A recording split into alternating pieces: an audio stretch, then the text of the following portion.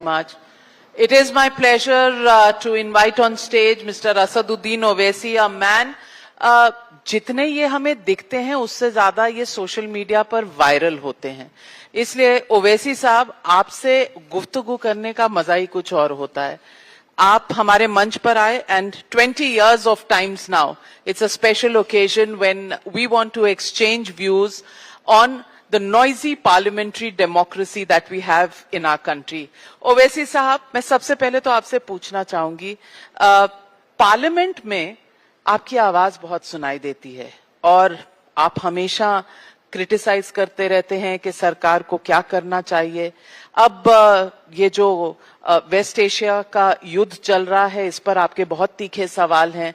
कल गवर्नमेंट ने all party meeting बुलाई और उस पर सारी चर्चा कर ली, अब भी कोई सवाल बाकी है? पार्लियामेंट के अंदर मीटिंग होना और एक ऑल पार्टी मीटिंग होना वो दो मुख्तलिफ चीजें हैं। अगर आप पार्लियामेंट के अंदर चर्चा कराते तो बहुत अच्छा होता। हमको बाहर निकलकर आपको फोन पे नहीं बताना पड़ता या कोई पूछ रहा है उसको बताना नहीं पड़ता, देश को मालूम हो जाता वैसे ही लाइव टेलीकास्ट में। ये समझ में नहीं आया कि ये सरकार ऑल पार्टी मीटिंग कर सकती है वेस्ट एशिया पर, मगर डिस्कशन अलाउ नहीं करती पार्लियामेंट में, तो इससे ये मालूम होता है कि ये पार्लियामेंट के ताल्लुक से सीरियस नहीं है। पार्लियामेंट देश की जनता का है और देश की जनता का हक बनता है कि वो देखे कि उनके इलेक्टेड एमपी सरकार जिसको इलेक्ट किया वो क्या कर रही है। तो ये बड़ी अफसोस की बात है कि ऑल पार्टी मीटिंग में वेस्ट एशिया के ऊपर बात हो सकती है, मगर पार्लियामेंट के अंदर चर्चा नहीं कराना चाहती सरकार। लेकिन पार्लियामेंट में प्रधानमंत्री ने दोनों सदनों में एक स्टेटमेंट किया, एक्सटर्नल अफेयर्स मिनिस्टर जयशंकर जी ने भी किया, पेट्रोलियम मिनिस्टर ने अपना स्टेटमेंट दिया, एग्रीकल्चर मिनिस्टर ने।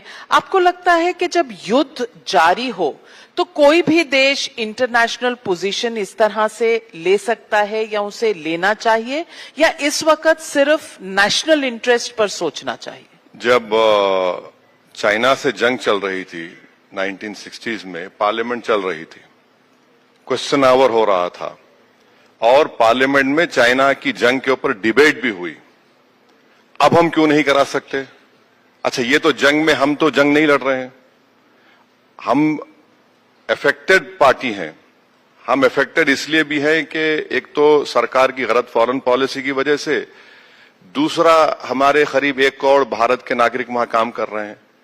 तो मिनिस्टर ने स्टेटमेंट दिया, प्रधानमंत्री ने दिया, वजीर आजम ने दिया, तो हम देकर चले गए। अगर वो एक एक सवाल हमको पूछने देते तो हम सरकार को पूछते थे कि भाई आप जवाब देकर चले जा रहे हैं, कम से कम हमारे सवालात का जवाब तो दीजिए। अब हम सिर्फ सुनने तो नहीं आए ना वहां पार्लियामेंट में, हम तो कोई खवाली पार्टी, ऑर्केस्ट्रा पार्टी या ऑडियंस नहीं कि थालियां मार के जाए hello the leader, good leader बोल के।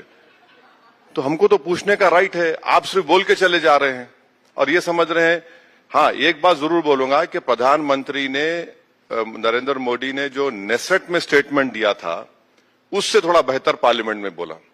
कम से कम उन्होंने ये तो नहीं बोला कि we stand with genocidal regime, उन्होंने बताया, बोला कि बल्कि उन्होंने तो देश को बताया कि हम कैसा कोविड में एक साथ थे और इसके रिपरकशंस होने वाले हैं। तो वो 2-3 स्टेटमेंट मुझे लगा कि हाँ, थोड़ा डिफरेंट रहा। आपने 1960